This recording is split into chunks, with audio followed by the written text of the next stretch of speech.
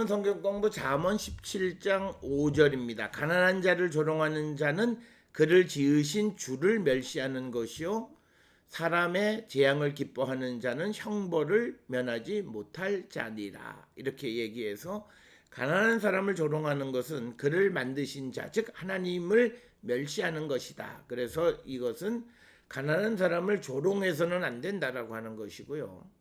또 사람의 재앙을 기뻐하는 자는 형벌을 면하지 못한다. 이렇게 기록을 하고 있습니다.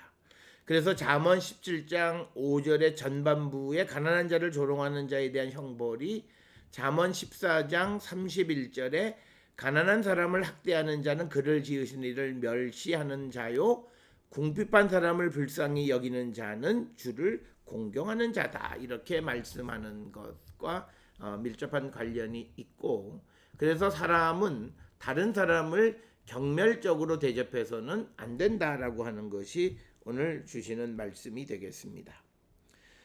특별히 가난한 자를 조롱하는 자는 그를 지으신 주를 멸시하는 자요라고 하는 것에 대해서 두 가지 해석이 가능합니다. 첫째는 가난한 자를 조롱하는 것은 가난한 사람을 만드신 주를 멸시하는 것이다. 즉 하나님의 창조물이 부실하다라고 하는 것 때문에 멸시해서는 안 된다라고 하는 거고요. 또 하나는 구약 성경에서 부라고 하는 것은 하나님이 주시는 것이라 생각하기 때문에 가난한 자는 결국 하나님이 그를 부하게 만들지 못하신 것이라는 생각에서 하나님을 조롱하는 것이 된다라고 하는 그런 해석을 우리가 할 수도 있다라고 하는 겁니다.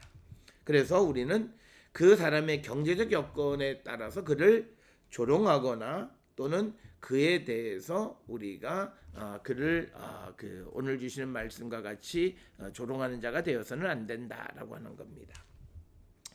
사람의 재앙을 기뻐한다라고 하는 것은 특별히 가난한 사람들의 재앙을 기뻐하는 자, 이런 자들에 대해서 오늘 주시는 말씀은 하나님의 형벌을 면치 못한다라고 하는 겁니다. 우리가 이 구절에 대해서 4세기 초기 암브로시우스는 자신이 부자이기 때문에 더 많은 존경을 받아야 한다고 생각하는 사람이 없기를 바란다. 이렇게 말하면서 교회에서는 믿음으로 부유한 사람이 부자다. 이렇게 말을 해야 된다. 이 물질적인 것으로 사람의 부를 말하면 안 된다라고 하는 거고, 또 같은 암브로시우스와 같은 시대에 활동했던 요하네스 크리소스토무스는 연민의 정을 가져야 할 때 동정하는 것 대신에 비웃는 자가 얼마나 잔인하고 비겁한 인간이냐라고 말하면서 이런 자들은 반드시 벌을 받아야 한다.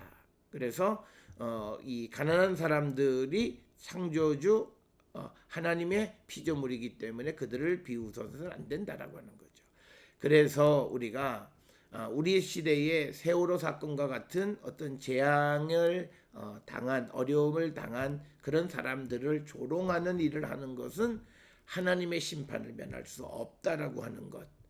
사람의 재앙을 기뻐하는 자는 그 형벌을 면하지 못한다라고 하는 이 말씀을 우리가 마음에 새겨야 됩니다.